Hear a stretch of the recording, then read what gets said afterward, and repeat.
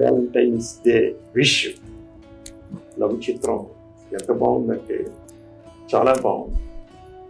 దీన్ని ఏదో short film అంటున్నారు మన వాళ్ళు. మరి నాకు అనిపించింది ఇది చిన్న షార్ట్ ఫిలిం కాదు, పెద్దదే. అంటే దాంట్లో ఉన్న భావం ఎక్స్ట్రాడినరీ. స్క్రిప్ట్ రాసుకోవడం కానీ చేయడం కానీ దాంట్లో ఒక పాయింట్ ఉంది, ఒక డైలాగ్ ఉంది.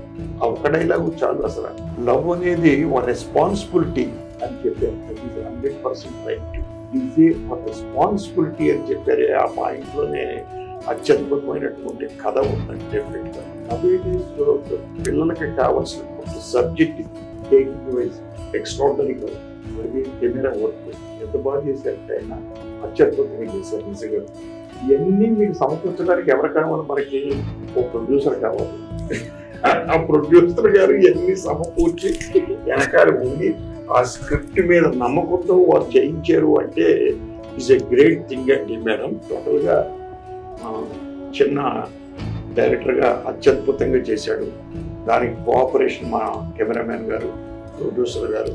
మరి ఇది డెఫినెట్గా అందరూ లైక్ చేస్తారని, లైక్ చేయాలని నేను కోరుకుంటూ సెలవు తీసుకుంటాను. Thank you. బ్లెస్సింగ్స్కి thank you and Chinni congratulations for a short film but very deep.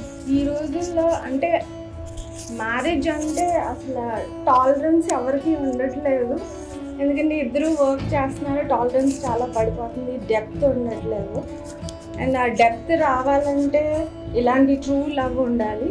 So అయితే ఎప్పటి నుంచో ఈ సబ్జెక్టు చేయాలని, బట్ అనుకోకుండా టైం టేకెన్ అంటారుగా ఏదైనా మేనిఫెస్ట్ అవ్వడానికి. మేడంని కలవడం, మేడం ఫస్ట్ రోజు కథ వినడం, చేద్దాం అనడం, 15 daysలో షూట్ అయిపోవడం, ఇట్లా సార్కి మార్నింగ్ చేయంగానే రామ్మ వచ్చేసి మనం చూద్దామని చెప్పడం. సో ఇవన్నీ కూడా టక్ టక్గా జరుగుతాయి. చాలా హార్ట్ఫుల్గా థ్యాంక్స్ చెప్పుకుంటున్నాము సార్ మీకు, మేడం గారికి.